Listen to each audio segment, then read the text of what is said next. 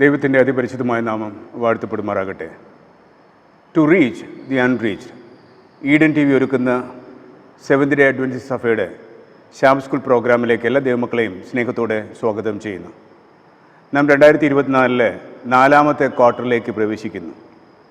ഈ നാലാമത്തെ quarter October, November, December ഈ 3 മാസക്കാലം നാം ഒരു പുതിയ പുസ്തകം പഠിക്കുകയാണ്, യോഹന്നാൻ്റെ സുവിശേഷം. ലോകമെമ്പാടുമുള്ള അഡ്വെന്റിസ്റ്റുകാർ യോഹന്നാൻ്റെ സുവിശേഷമാണ് ഈ 3 മാസക്കാലം പഠിക്കുന്നത്. യോഹന്നാൻ്റെ സുവിശേഷം മറ്റു സുവിശേഷങ്ങളിൽ വെച്ച് വളരെ വ്യത്യാസമുള്ള ഒരു സുവിശേഷമാണ് യോഹന്നാൻ്റെ സുവിശേഷം. പ്രത്യേകിച്ചും മത്തായി, മാർക്കോസ്, ലൂക്കോസ് എന്ന സുവിശേഷങ്ങളിൽ കേന്ദ്രബിന്ദുവായി പല കാര്യങ്ങളും ഒരുപോലെ സംസാരിക്കുമ്പോൾ യോഹന്നാൻ്റെ സുവിശേഷത്തിൽ വേറെ പ്രത്യേക കാര്യങ്ങൾ, യേശു ചെയ്ത അതിശയ പ്രവൃത്തികളെ വ്യക്തമായി യോഹന്നാൻ വിവരിക്കുന്നു. കൂടാതെ യേശു ഏറ്റവും അധികം സ്നേഹിച്ചതായ ശിഷ്യനായ യോഹന്നാനാണ് യോഹന്നാൻ്റെ സുവിശേഷം എഴുതിയിരിക്കുന്നത്. യോഹന്നാൻ്റെ സുവിശേഷം നാം 21 അധ്യായങ്ങളാണുള്ളത്. ഓരോ അധ്യായങ്ങളും നമ്മൾ മനസ്സിലാക്കുമ്പോൾ യേശു വ്യക്തിപരമായി ചില വ്യക്തികളുമായി പേഴ്സണൽ ഇൻ്റർവ്യൂ, അഭിമുഖം നടത്തുന്നതായി കാണാൻ കഴിയുന്നു. യോഹന്നാൻ്റെ സുവിശേഷം 1-ാം അധ്യായത്തിൽ യേശു നഥാനിയേലിനോട് സംസാരിക്കുന്നു. 3-ാം അധ്യായത്തിൽ യേശു നിക്കോദിമസിനോട് സംസാരിക്കുന്നു. 4-ാം അധ്യായത്തിൽ യേശു ശമരിയ സ്ത്രീയോട് സംസാരിക്കുന്നു. 5-ാം അധ്യായത്തിൽ 38 വർഷക്കാലം ബെഥസ്ദാ കുളത്തിൽ കടന്നതായ ആ പക്ഷപാത രോഗിയോട് സംസാരിക്കുന്നു. 8-ാം അധ്യായത്തിൽ വ്യഭിചാരത്തിൽ പിടിക്കപ്പെട്ട സ്ത്രീയോട് സംസാരിക്കുന്നു. 9-ാം അധ്യായത്തിൽ പിറവിയിലെ കുരുടനായ ഒരു മനുഷ്യനോട് സംസാരിക്കുന്നു. 11-ാം അധ്യായത്തിൽ മരിച്ചുപോയ ലാസറിൻ്റെ ഭവനത്തിൽ സംസാരിക്കുന്നു. 18-ാം അധ്യായത്തിൽ പീലാത്തോസിൻ്റെ അരമനയിൽ പീലാത്തോസിനോട് സംസാരിക്കുന്നു. 20-ാം അധ്യായത്തിൽ അവിശ്വാസിയായ യേശുവിൻ്റെ ശിഷ്യനായ തോമസിനോട് സംസാരിക്കുന്നു. 21-ാം അധ്യായം എത്തുമ്പോൾ യേശു ഉയർത്തെഴുന്നേറ്റതിന് ശേഷം ശീമോൻ പത്രോസിനോട് സംസാരിക്കുന്നു. വ്യക്തിപരമായി ചില വ്യക്തികളുമായി അഭിമുഖം നടത്തുന്നതായ ഒരു സുവിശേഷമാണ് യോഹന്നാൻ്റെ സുവിശേഷം. നാം ഈ ഒരു ക്വാർട്ടർ മുഴുവൻ യോഹന്നാൻ്റെ സുവിശേഷത്തിൽ പ്രതിപാദ്യ വിഷയങ്ങളെക്കുറിച്ച് പഠിക്കുകയാണ്. Themes in the gospel of John. ഇന്ന് തൻ്റെ ആരംഭ പാഠം പഠിക്കുകയാണ്. 1-ാമത്തെ പാഠത്തിൻ്റെ ഹെഡിങ് വഴി സൂചിപ്പിക്കുന്ന അടയാളങ്ങൾ. 1-ാമത്തെ പാഠത്തിൻ്റെ ഹെഡിങ് വഴി സൂചിപ്പിക്കുന്ന അടയാളങ്ങൾ. മനപ്പാഠവാക്യം യോഹന്നാൻ്റെ സുവിശേഷം 20-ാം അധ്യായം 30-31 വാക്യങ്ങളാണ് മനപ്പാഠവാക്യം. യോഹന്നാൻ്റെ സുവിശേഷം 20-ാം അധ്യായം 30-31 വാക്യങ്ങൾ അതിപ്രകാരം പറയുന്നു: ഈ പുസ്തകത്തിൽ എഴുതിയിരിക്കുന്നതല്ലാതെ മറ്റനേകം അടയാളങ്ങളും യേശു തൻ്റെ ശിഷ്യന്മാർ കാണുക ചെയ്തു. എന്നാൽ യേശു ദൈവപുത്രനായ ക്രിസ്തു എന്ന് നിങ്ങൾ വിശ്വസിക്കേണ്ടതിനും വിശ്വസിച്ചിട്ട് അവിടുത്തെ നാമത്തിൽ നിങ്ങൾക്ക് ജീവൻ ഉണ്ടാകേണ്ടതിനും ഇത് എഴുതിയിരിക്കുന്നു. മനപ്പാഠവാക്യം യോഹന്നാൻ്റെ സുവിശേഷം 20-ാം അധ്യായം 30-31 വാക്യങ്ങളാണ് മനപ്പാഠവാക്യം. അത് പറയുന്നത്, ഈ പുസ്തകത്തിൽ എഴുതിയിരിക്കുന്നതല്ലാതെ മറ്റനേകം അടയാളങ്ങളും യേശു തൻ്റെ ശിഷ്യന്മാർ കാണുക ചെയ്തു എന്ന് പറയുകയാണ്. ഇപ്പം യോഹന്നാൻ സംസാരിക്കുകയാണ്, മറ്റനേകം അത്ഭുതങ്ങൾ, ബൈബിളിൽ രേഖപ്പെടുത്താത്ത അനേകം അത്ഭുതങ്ങൾ യേശു തൻ്റെ ശിഷ്യന്മാർ കാണുക ചെയ്തിരുന്നു. എന്നാൽ യേശു ദൈവപുത്രനായ ക്രിസ്തു എന്ന് നിങ്ങൾ വിശ്വസിക്കേണ്ടതിനും വിശ്വസിച്ചിട്ട് അവിടുത്തെ നാമത്തിൽ നിങ്ങൾക്ക് ജീവൻ ഉണ്ടാകേണ്ടതിനും ഇത് എഴുതിയിരിക്കുന്നു എന്ന് മനപ്പാഠവാക്യത്തിൽ പറയുന്നു. ആമുഖത്തിൽ ലേഖകൻ ചില ചോദ്യങ്ങൾ നമ്മോട് ചോദിക്കുകയാണ്. ആമുഖത്തിൽ ലേഖകൻ നമ്മോട് ചോദിക്കുന്ന ചോദ്യം, യോഹന്നാൻ എന്തിനു വേണ്ടിയാണ് ഈ സുവിശേഷം എഴുതിയത്? 2, യോഹന്നാൻ ഈ സുവിശേഷത്തിലൂടെ യേശുവിൻ്റെ അതിശയ പ്രവൃത്തികളെ ഊന്നിപ്പറയാൻ വേണ്ടിയായിരുന്നോ എന്ന് 2ാമത് ചോദിക്കുന്നു. 3ാമത് ചില പ്രത്യേക ഉപദേശങ്ങളെ ഉയർത്തിപ്പെടുത്തുവാൻ അല്ലെങ്കിൽ ശക്തിപ്പെടുത്തുവാൻ ആയിരുന്നു. എന്താണ് അതിൻ്റെ ഉത്തരം? എന്തിനാണ് യോഹന്നാൻ എന്ന ശിഷ്യൻ ഈ സുവിശേഷം എഴുതിയത്? അതിൻ്റെ മറുപടി നമ്മുടെ മനപ്പാഠവാക്യത്തിലുണ്ട്. എന്തിനാ യോഹന്നാൻ ഈ സുവിശേഷം എഴുതിയത്? ഇവിടെ പറയുന്നത്, യേശു ദൈവപുത്രനായ ക്രിസ്തു എന്നിൽ നിങ്ങൾ വിശ്വസിക്കേണ്ടതിന്. അപ്പോൾ 1-ാമത്തെ കാരണം എന്ന് പറയുന്നത്, യേശു ദൈവപുത്രനായ ക്രിസ്തുവാണ് എന്ന് നിങ്ങൾ വിശ്വസിക്കേണ്ടതിന്. 2, വിശ്വസിച്ചിട്ട് അവിടുത്തെ നാമത്തിൽ നിങ്ങൾക്ക് ജീവൻ ഉണ്ടാകേണ്ടതിന് ഈ സുവിശേഷം യോഹന്നാൻ എഴുതിയിരിക്കുന്നു. അപ്പോൾ ഈ പാഠത്തിൽ നാം യേശുവിൻ്റെ അതിശയ പ്രവൃത്തികളാണ് പഠിക്കുന്നത്. 1-ാമത്തെ പാഠത്തിലും 2-ാമത്തെ പാഠത്തിലും യേശു ചെയ്തതായ 7 അതിശയ പ്രവൃത്തികൾ, 7 അത്ഭുതങ്ങളെക്കുറിച്ച് നാം പഠിക്കും. ഇന്നത്തെ പാഠത്തിൽ അതിലെ 3 അത്ഭുതങ്ങളെക്കുറിച്ച് പഠിക്കും. യേശു ചെയ്തതായ 3 അത്ഭുതങ്ങൾ. 1, ഗലീലയിലെ കാനാവിൽ പച്ചവെള്ളത്തെ വീഞ്ഞാക്കിയതായ യേശുവിൻ്റെ ആദ്യത്തെ അത്ഭുതം. 2, ഒരു യഹൂദ പ്രഭുവായ വ്യക്തിയുടെ മകനെ സൗഖ്യമാക്കിയ അത്ഭുതം പഠിക്കും. 3, 38 വർഷക്കാലം ബെഥസ്ത കുളത്തിൽ കിടന്നതായ ആ പക്ഷവാത രോഗിയെ സൗഖ്യമാക്കിയ അത്ഭുതം പഠിക്കും. അപ്പോൾ ഇന്നത്തെ പാഠത്തിൽ 3 അത്ഭുതം പഠിക്കും. കാനാവിലെ കല്യാണത്തിൽ പച്ചവെള്ളത്തെ വീഞ്ഞാക്കിയത്, 2, യഹൂദ പ്രഭുവായ ഒരു രാജഭൃത്യന്റെ മകനെ സൗഖ്യമാക്കിയത്, 3, ബെഥസ്ത കുളത്തിൽ 38 വർഷക്കാലം കിടന്ന ആ പക്ഷവാത രോഗിയെ സൗഖ്യമാക്കിയത്. അപ്പോൾ ഇന്നത്തെ പാഠത്തിൽ പ്രധാനമായും യോഹന്നാൻ ഉദ്ദേശിക്കുന്നത് കർത്താവ് ഈ ലോകത്തിൽ ചെയ്തതായ അതിശയ പ്രവൃത്തികൾ, അത്ഭുതങ്ങൾ, അടയാളങ്ങൾ എന്നിവയാണ് പഠിക്കുന്നത്. അതിൻ്റെ യാഥാർത്ഥ്യത്തിലേക്ക് വഴി ചൂണ്ടിക്കാണിക്കുന്ന അടയാളങ്ങളാണ് പഠിക്കുന്നത്. പാഠത്തിൻ്റെ ഹെഡിങ് എന്താണ്? വഴി സൂചിപ്പിക്കുന്ന അടയാളങ്ങൾ. വഴി സൂചിപ്പിക്കുവാൻ അനേകം അടയാളങ്ങൾ നാം റോഡ് മാർഗം സഞ്ചരിക്കുമ്പോൾ കാണാൻ കഴിയും. അങ്ങനെ ഉള്ള അടയാളങ്ങളല്ല ഇവിടെ യോഹന്നാൻ പറയുന്നത്. യോഹന്നാൻ പറയുന്നത് കർത്താവ് ആര് ആണ് എന്ന് തിരിച്ചറിയുന്ന അടയാളങ്ങൾ, ആഴമേറിയ ആത്മീയ സത്യങ്ങളുടെ അടയാളങ്ങൾ, ആര് ആണ് കർത്താവ് എന്ന് മനസ്സിലാക്കുവാനുള്ള അടയാളങ്ങളാണ് പഠിക്കുന്നത്. അപ്പോൾ യേശു സാക്ഷാൽ മശിഹയാണെന്ന യാഥാർത്ഥ്യത്തിലേക്ക് സൂചിപ്പിക്കുന്ന അത്ഭുതങ്ങളെക്കുറിച്ചുള്ള, അടയാളങ്ങളെക്കുറിച്ചുള്ള കാര്യങ്ങളാണ് ഇന്നത്തെ പാഠത്തിൽ പഠിക്കുന്നത്. ഈ മനോഹരമായ പാഠത്തിലേക്ക് എല്ലാ ദൈവമക്കളെയും സ്നേഹത്തോടെ സ്വാഗതം ചെയ്യുന്നു.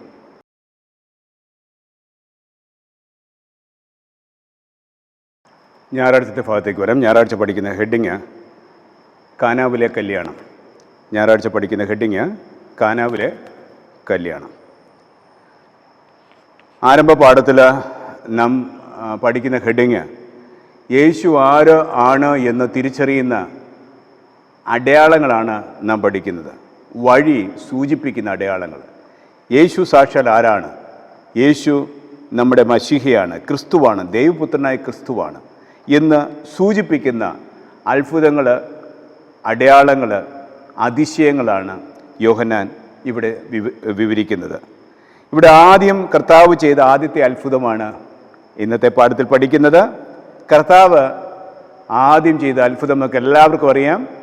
ഗലീലയിലെ കാനാവിൽ പച്ചവെള്ളത്തെ കർത്താവ് വീഞ്ഞാക്കിയതായ ആദ്യത്തെ അത്ഭുതമാണ് ഇന്നത്തെ പാഠത്തിൽ, ഞായറാഴ്ചത്തെ പാഠത്തിൽ പഠിക്കുന്നത്.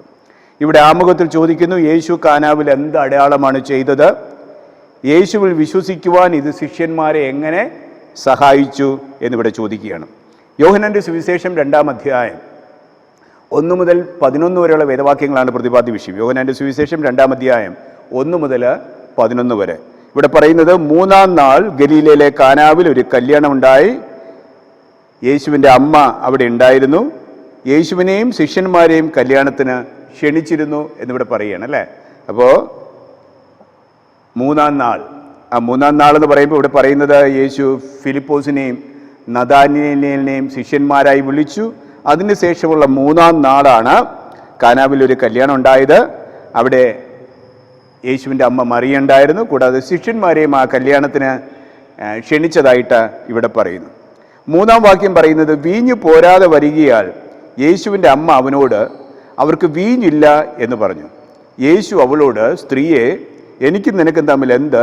എൻ്റെ നാഴിക ഇതുവരെ വന്നിട്ടില്ല എന്ന് പറഞ്ഞു. അപ്പോൾ ഇവിടുത്തെ സംഭവം നമുക്കറിയാം. ആ കല്യാണത്തിൻ്റെ ഇടയിൽ വെച്ച് വീഞ്ഞ് തീർന്നുപോയി അല്ലേ. ഇപ്പോൾ യേശുവിൻ്റെ അമ്മ വന്ന് യേശുവിനോട് പറയുകയാണ്, അവിടെ വീഞ്ഞ് തീർന്നുപോയി. അതുകൊണ്ട് കർത്താവ് ചോദിക്കുകയാണ്, സ്ത്രീയെ എനിക്കും നിനക്കും തമ്മിൽ എന്ത്? ഈ ഒരു പദപ്രയോഗം നാം കാണുമ്പോൾ പൊതുവെ ഒരു പരുഷമായിട്ടാണ് തൻ്റെ അമ്മയോട് സംസാരിക്കുന്നതെന്ന് ഒരുപക്ഷെ നമുക്ക് തോന്നിയേക്കാം. പക്ഷേ അവിടുത്തെ സംസ്കാര രീതി അതാണ്, അവിടുത്തെ കൾച്ചർ അതാണ്, ആ രീതിയിലാണ് അത് സംസാരിക്കുന്നത്. അപ്പോൾ അവിടെ യേശു തന്നെ പറയുകയാണ്, എൻ്റെ നാഴിക ഇതുവരെയും വന്നിട്ടില്ല.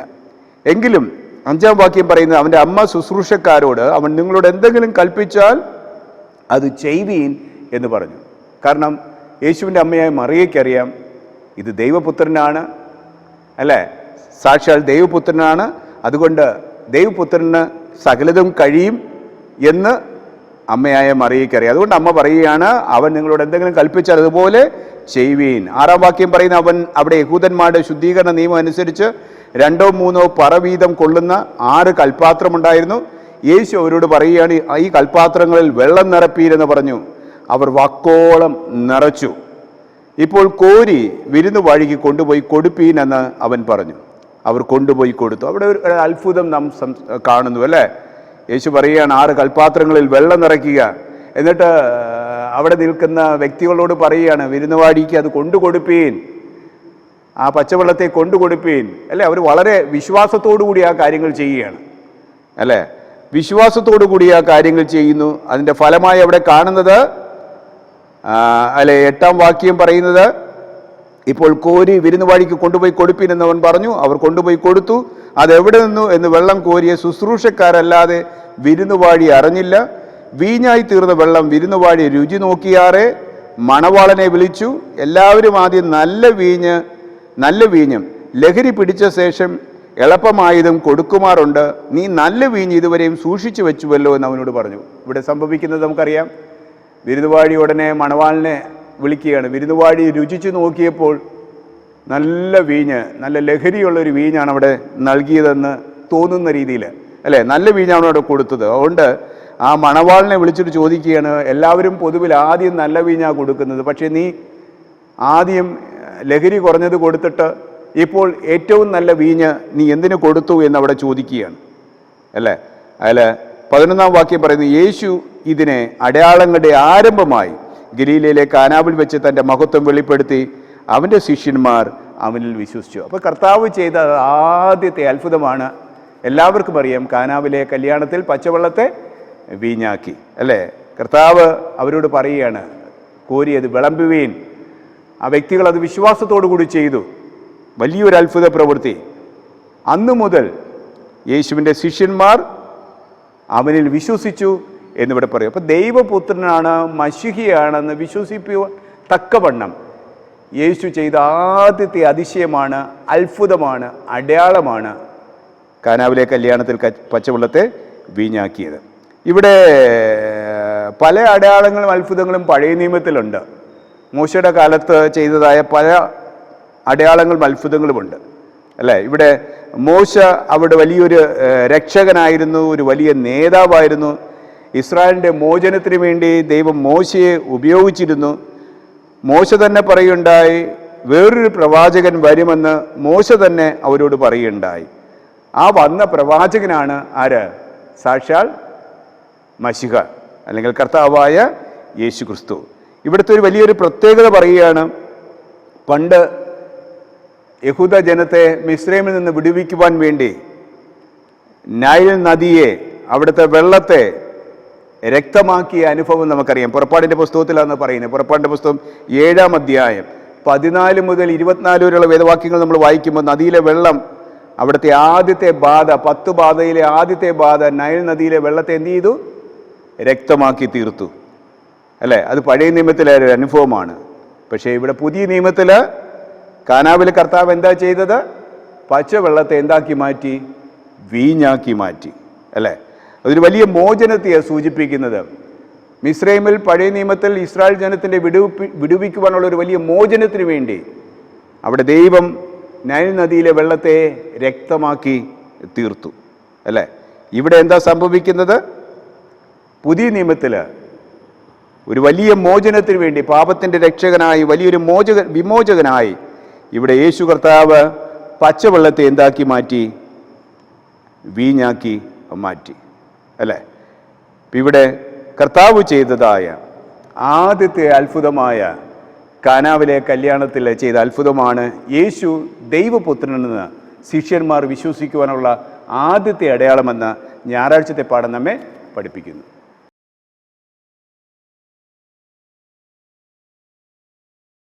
തിങ്കളാഴ്ച ഭാഗത്തേക്ക് വരും. തിങ്കളാഴ്ച പഠിക്കുന്ന ഹെഡിങ് ഗലീലയിലെ രണ്ടാമത്തെ അടയാളം.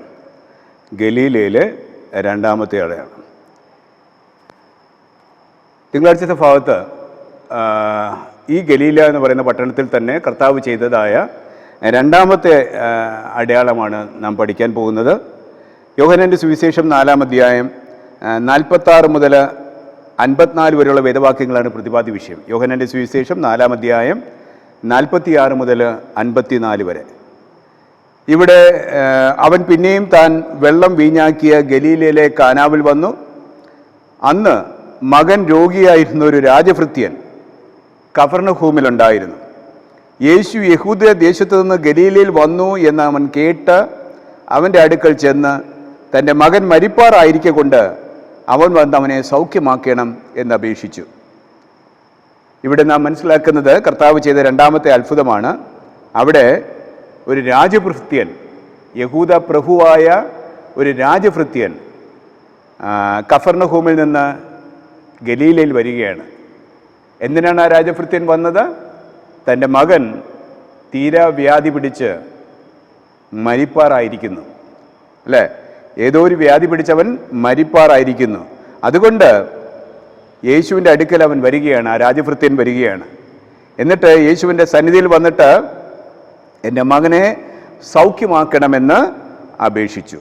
അതിൽ 48-ാം വാക്യം ശ്രദ്ധിക്കുക. 48-ാം വാക്യം പറയുന്നത്, യേശു അവനോട്, നിങ്ങൾ അടയാളങ്ങളും അത്ഭുതങ്ങളും കണ്ടിട്ടല്ലാതെ വിശ്വസിക്കയില്ല എന്ന് പറഞ്ഞു. അവിടെ ഒരു യഹൂദന്മാരുടെ ഒരു രീതിയാണ് അവിടെ സംസാരിക്കുന്നത്. യഹൂദന്മാർ പൊതുവെ അത്ഭുതങ്ങളും അടയാളങ്ങളും കണ്ടിട്ട് മാത്രമേ ഒരു വ്യക്തിയിൽ വിശ്വസിക്കുകയുള്ളൂ. അവർ ശമര്യക്കാരെ പോലെ അല്ല. ശമര്യക്കാർ അത്ഭുതങ്ങളും അടയാളങ്ങളും കാണാതെ തന്നെ വചനത്തിൽ വിശ്വസിക്കുന്നവരായിരുന്നു. മറിച്ച് യഹൂദന്മാരെപ്പോഴും അത്ഭുതങ്ങളും അടയാളങ്ങളും, പഴയ നിയമത്തിൽ മോശ ചെയ്തതായ അത്ഭുതങ്ങളും അടയാളങ്ങളും കണ്ടിട്ട് വിശ്വസിക്കുന്നവരായിരുന്നു യഹൂദന്മാർ. അപ്പോൾ രാജഭൃത്യൻ്റെ മനസ്സ് യേശു മനസ്സിലാക്കി. രാജഭൃത്യൻ്റെ മനസ്സ് യേശു മനസ്സിലാക്കിയിട്ട് അവൻ്റെ ആത്മീയ രോഗം, ആത്മീയ ദാരിദ്ര്യം കർത്താവ് മനസ്സിലാക്കിയിട്ട് ചോദിക്കുകയാണ്, നീ അത്ഭുതങ്ങളും അടയാളങ്ങളും കണ്ടിട്ടല്ലാതെ വിശ്വസിക്കുകയില്ല എന്ന് പറഞ്ഞു. എന്നാൽ രാജഭൃത്യൻ അവനോട്, കർത്താവേ, പൈതൽ മരിക്കും മുമ്പേ വരണമേ എന്ന് പറഞ്ഞു. അപ്പോൾ അവിടെ കേടപേക്ഷിക്കുകയാണ്. അപ്പോൾ രാജഭൃത്യൻ്റെ മനസ്സ് കർത്താവിന് മനസ്സിലായി. യവൻ സ്വാർത്ഥ ചിന്താഗതിക്കാരനാണ്. യവന് അത്ഭുതങ്ങളും അടയാളങ്ങളും കണ്ടിട്ട് മാത്രമേ വിശ്വസിക്കൂ. പറയുന്ന വാക്കിന് അവന് വിശ്വാസം ഉണ്ടാകില്ല. പക്ഷേ അവൻ്റെ ആത്മീയ ദാരിദ്ര്യം മനസ്സിലാക്കിയിട്ട് കർത്താവ് പറഞ്ഞപ്പോൾ അവൻ ദൈവസന്നിധിയിൽ അവൻ യാചിക്കുകയാണ്. അവൻ കുറ്റം സമ്മതിക്കുന്നു. അവൻ്റെ സ്വാർത്ഥതയെ അവൻ കുറ്റമായി സമ്മതിച്ചിട്ട് അവൻ ദൈവസന്നിധിയിൽ യാചിക്കുകയാണ്. അവൻ ദൈവത്തോട്, കർത്താവിനോട് പറയുകയാണ്. എന്താണ് ഇവിടെ പറയുന്നത്? പൈതൽ മരിക്കും മുമ്പേ വരണമേ എന്ന് പറഞ്ഞു. യേശു അവനോട് 50-ാം വാക്യം പറയാണ്, പൊയ്ക്കൊള്ളുക, നിന്റെ മകൻ ജീവിച്ചിരിക്കുന്നു എന്ന് പറഞ്ഞു. യേശു പറഞ്ഞ വാക്ക് വിശ്വസിച്ച് ആ മനുഷ്യൻ പോയി. അവൻ പോകുകയിൽ അവൻ്റെ ദാസന്മാർ അവനെ എതിരേറ്റ് മകൻ ജീവിച്ചിരിക്കുന്നു എന്ന് പറഞ്ഞു. ഇവിടെ ഒരു വാക്കും ശ്രദ്ധിക്കുക. അവനോട് കർത്താവ് പറയുകയാണ്, നീ പൊയ്ക്കൊള്ളുക, നീ പൊയ്ക്കൊള്ളുക, നിന്റെ മകൻ ജീവിച്ചിരിക്കുന്നു. രാജഭൃത്യൻ്റെ മനസ്സവിടെ പറയുന്നത്, യേശു പറഞ്ഞത് അവൻ വിശ്വസിച്ചു. അവിടെ ഒരു അത്ഭുതങ്ങളും അടയാളങ്ങളും കാണുവാൻ നോക്കി നിന്നില്ല. യേശുവിൻ്റെ ഭവനത്തിലേക്ക് വരണമെന്ന് അവൻ ആഗ്രഹിച്ചില്ല. യേശുവിൻ്റെ വാക്കിൽ അവൻ വിശ്വസിച്ചു. ആ വാക്കിൽ വിശ്വസിച്ചിട്ട് രാജഭൃത്യൻ പോയി. ഇവിടെ പറയുന്നത്, അവൻ കഫർന്നഹൂമിലേക്ക് പോകുമ്പോൾ തന്നെ വീടിന് മുമ്പായിട്ട് എത്തുന്നതിന് മുമ്പ് അവൻ്റെ ദാസന്മാർ വന്ന് അവനെ എതിരേറ്റിട്ട് പറയുകയാണ്, നിന്റെ മകൻ ജീവിച്ചിരിക്കുന്നു എന്ന് പറഞ്ഞു. 52-ാം വാക്യം പറയുന്നു, അവന് ഭേദം വന്ന നാഴിക അവരോട് ചോദിച്ചതിന് അവർ അവനോട്, ഇന്നലെ 7 മണിക്ക് പനി വിട്ടുമാറി എന്ന് പറഞ്ഞു. ആകയാൽ നിന്റെ മകൻ ജീവിച്ചിരിക്കുന്നു എന്ന് യേശു പറഞ്ഞ നാഴികയിൽ തന്നെ എന്ന് അപ്പൻ ഗ്രഹിച്ചു. അപ്പോൾ ഇവിടെ രാജഭൃത്യൻ ദാസന്മാരോട് ചോദിക്കുകയാണ്, എൻ്റെ മകൻ്റെ പനി എപ്പോഴാണ് വിട്ടുമാറിയത്? അവൻ എപ്പോഴാണ് ഭേദം വന്നത്? അപ്പോൾ ദാസന്മാർ പറഞ്ഞു, 7 മണിക്കാണ് നിൻ്റെ മകന് ഭേദം വന്നത്. എലൻ ജി വൈറ്റ് തൻ്റെ ലേഖനത്തിൽ പറയുന്നത്, യേശു മകനെ പൊയ്ക്കൊള്ളുക, നിൻ്റെ മകൻ ജീവിച്ചിരിക്കുന്നു എന്ന് പറഞ്ഞ അതേ സമയം തന്നെ കഫർന്നഹൂമിലുണ്ടായിരുന്ന മകന് സൗഖ്യം ലഭിച്ചു എന്നിവിടെ പറഞ്ഞു അല്ലേ. അപ്പോൾ യേശു പറഞ്ഞ വാക്കിൽ അവൻ വിശ്വസിച്ചു. ആ 7 മണിക്ക് തന്നെ അവൻ്റെ മകൻ്റെ പനി വിട്ടുമാറി എന്നിവിടെ പറയുന്നു. അതിൻ്റെ ഫലമായിട്ട് എന്താ സംഭവിച്ചത്? അത്ഭുതങ്ങളും അടയാളങ്ങളും കണ്ടതായ വിശ്വസിക്കുന്ന ഈ യഹൂദ പ്രഭുവായ രാജഭൃത്യൻ ഇവിടെ മനസ്സിലാക്കുന്നത് അവൻ്റെ കുടുംബമൊക്കെയും യേശു ചെയ്തതായ ഈ അത്ഭുത പ്രവൃത്തിയിൽ, അടയാളത്തിൽ ആ കുടുംബമൊക്കെയും വിശ്വസിച്ചു എന്നിവിടെ പറയുന്നു. 54-ാം വാക്യം പറയും, യേശു യഹൂദയിൽ നിന്ന് ഗലീലിൽ വന്നപ്പോൾ ഇത് 2ാമത്തെ അടയാളമായിട്ട് ചെയ്തു എന്നിവിടെ പറയുന്നു അല്ലേ.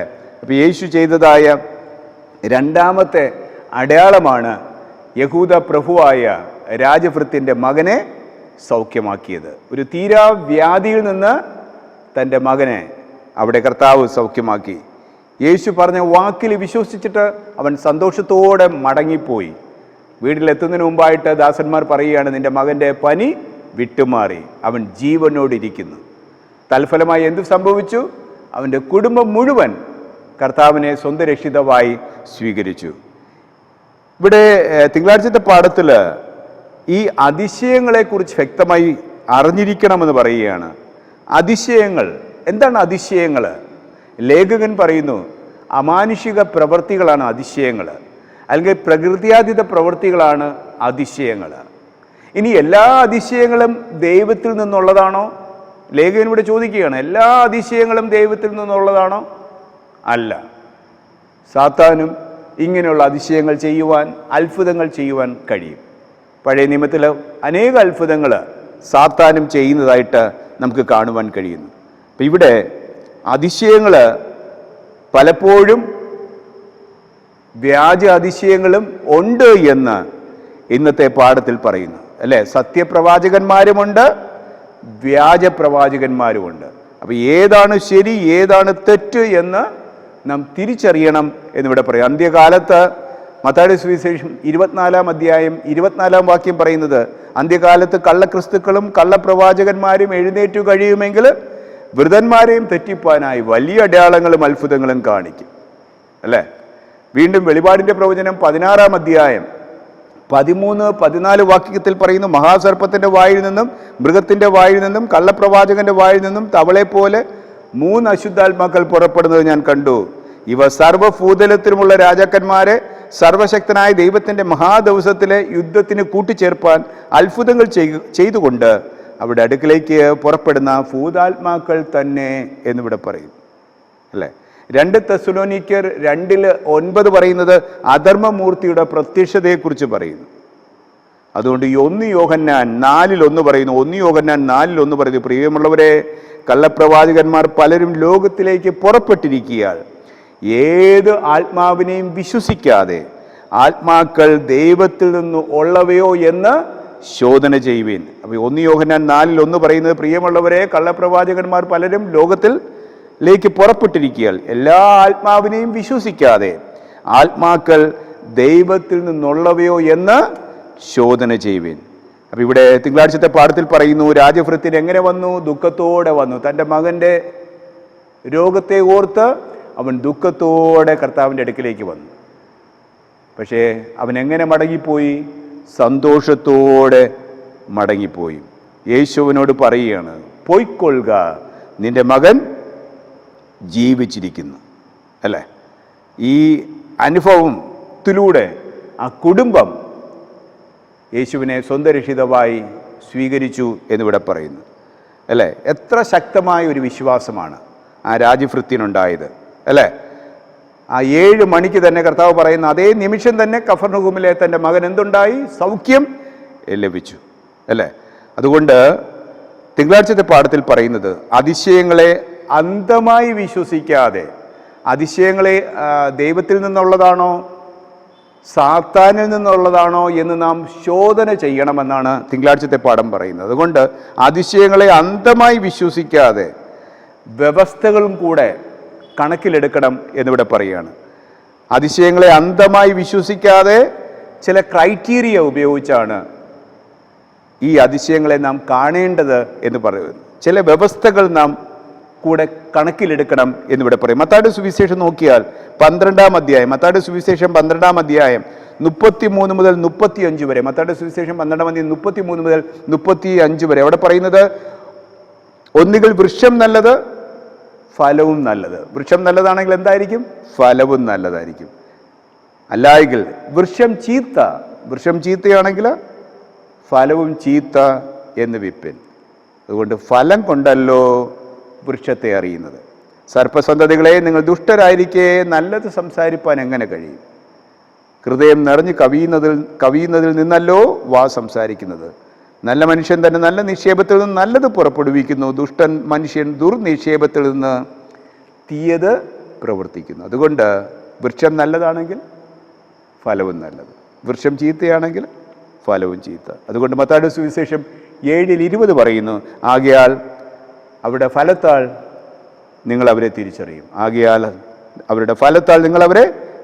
അപ്പോൾ അത് ഏത് ആത്മാവിനാലാണ് അത് ചെയ്യുന്നതെന്ന് നിങ്ങൾ ശോധന ചെയ്യുവീൻ എന്ന് പറയുന്നു. കാരണം ദൈവത്തിനും അത്ഭുതങ്ങൾ ചെയ്യുവാൻ കഴിയും, പിശാചിനും അത്ഭുതങ്ങൾ ചെയ്യുവാൻ കഴിയും. അതുകൊണ്ട് കർത്താവ് ചെയ്ത രണ്ടാമത്തെ അടയാളമാണ് രാജഭൃത്യൻ്റെ മകന് കർത്താവ് ഗലീലയിൽ സൗഖ്യം നൽകിയത് എന്ന് തിങ്കളാഴ്ചത്തെ പാഠം നമ്മെ പഠിപ്പിക്കുന്നു.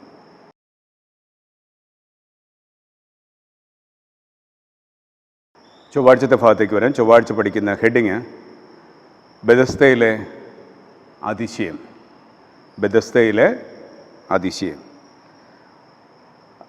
ഒന്നാമത്തെ പാഠത്തിൽ കർത്താവാണ് സാക്ഷാൽ മശിഹ എന്ന് സൂചിപ്പിക്കുന്ന അടയാളങ്ങളെക്കുറിച്ചാണ് പഠിച്ചുകൊണ്ടിരിക്കുന്നത്. യേശുവാണ് സാക്ഷാൽ മശിഹ എന്ന് സൂചിപ്പിക്കുന്ന അടയാളങ്ങൾ. ഒന്നാമത്തെ അടയാളം കാനാവിലെ കല്യാണത്തിൽ പച്ചവെള്ളത്തെ വീഞ്ഞാക്കി. രണ്ടാമത്തെ അടയാളം കഫർന്നഹൂമിലെ രാജഭൃത്യൻ്റെ മകന് സൗഖ്യം ലഭിച്ചു. ഇനി ഇന്നത്തെ പാഠത്തിലെ ലാസ്റ്റ് അടയാളം പഠിക്കുകയാണ്, ബത്സേദയിലെ അതിശയം. യോഹന്നാന്റെ സുവിശേഷം 5-ാം അധ്യായം 1 മുതൽ 9 വരെയുള്ള വേദവാക്യങ്ങളാണ് പ്രതിപാദ്യ വിഷയം. യോഹന്നാന്റെ സുവിശേഷം 5-ാം അധ്യായം 1 മുതൽ 9 വരെ. ഇവിടെ പറയുന്നത്, അതിൻ്റെ ശേഷം യഹൂദന്മാരുടെ ഒരു ഉത്സവം ഉണ്ടായിട്ട് യേശു യെരുശലേമിലേക്ക് പോയി. യെരുശലേമിൽ ആട്ടുവാതിൽക്കൽ ബെഥസ്ത എന്ന എബ്രായ പേരുള്ള ഒരു കുളം ഉണ്ട്. അതിന് 5 മണ്ഡപമുണ്ട്. അവയിൽ വ്യാധിക്കാർ, കുരുടർ, മുടന്തർ, ക്ഷയരോഗികൾ, ഇങ്ങനെ വലിയൊരു കൂട്ടം വെള്ളത്തിൻ്റെ ഇളക്കം കാത്തുകൊണ്ട് കിടന്നിരുന്നു. അവിടുത്തെ പശ്ചാത്തലം ഇവിടെ വ്യക്തമായി പറയുകയാണ്. യെരുശലേമിൻ്റെ അടുത്ത് ആടുവാതിൽക്കൽ എന്ന ബെഥസ്ത എന്ന എബ്രായ പേരുള്ള ഒരു കുളമുണ്ടെന്ന് പറയുകയാണ്. ആ കുളത്തിന് 5 മണ്ഡപമുണ്ട്. അവിടുത്തെ പ്രത്യേകത എന്ന് പറയുമ്പോൾ അനേക വ്യാധിക്കാർ, പല തരത്തിലുള്ള രോഗികളാണ് വരുന്നത്. കുരുടർ, മുടന്തർ, ക്ഷയരോഗി, അങ്ങനെ വലിയൊരു കൂട്ടം 100 കണക്കിന് രോഗികൾ അവിടെ ആ ബത്സേദ കുളത്തിൽ രോഗസൗഖ്യത്തിനായി അവിടെ കാത്തുകിടക്കുകയാണ്. എന്താണ് ഇവിടുത്തെ പ്രത്യേകത? 4-ാം വാക്യം പറയുന്നത്, അതത് സമയത്ത് ഒരു ദൂതൻ കുളത്തിലിറങ്ങി വെള്ളം കലക്കും. വെള്ളം കലങ്ങിയ ശേഷം ആദ്യം ഇറങ്ങുന്നവൻ ഏത് വ്യാധി പിടിച്ചവനായിരുന്നാലും അവന് സൗഖ്യം വരും. ഇതാണ് ഇവിടുത്തെ പ്രത്യേകത. അവിടെ നടക്കുന്ന അത്ഭുതം നേരത്തെ പഠിച്ചതുപോലെ ദൈവശക്തിയിലാണോ അതോ പിശാചിൻ്റെ ശക്തിയിലാണോ എന്ന് നമുക്കറിയില്ല, അല്ലേ? നമ്മൾ നേരത്തെ പഠിക്കുകയുണ്ടായി. 2 തരത്തിലും അതിശയങ്ങൾ നടക്കും. ദൈവശക്തിയിൽ നടക്കും, പിശാചിൻ്റെ ശക്തിയിൽ നടക്കും. അവിടെ ആ ബത്സേദ കുളത്തിൽ നടക്കുന്ന അത്ഭുതം ഏത് ശക്തിയിലാണെന്ന് ഇവിടെ പറയുന്നില്ല, അത് നമുക്കറിയില്ല. പക്ഷേ അവിടെ ഒരു ദൂതൻ വെള്ളം കലക്കും. അത് അവിടെ ഒരു ചരിത്ര സംഭവമായിട്ട്, ഒരു പാരമ്പര്യമായി അത് പറയുകയാണ്. അവിടെ വിശ്വാസം അതാണ്. ഒരു ദൂതൻ വെള്ളം കലക്കും. ആ വെള്ളം കലക്കുന്ന സമയത്ത് ആദ്യം ഇറങ്ങുന്നവൻ ഏത് വ്യാധി പിടിച്ചവനായിരുന്നാലും അവന് സൗഖ്യം വരും. അല്ല, 5-ാം വാക്യം ശ്രദ്ധിക്കുക. എന്നാൽ 38 ആണ്ട് രോഗം പിടിച്ചു കിടന്നൊരു മനുഷ്യൻ അവിടെ ഉണ്ടായിരുന്നു. അവൻ കിടക്കുന്നത് യേശു കണ്ടു.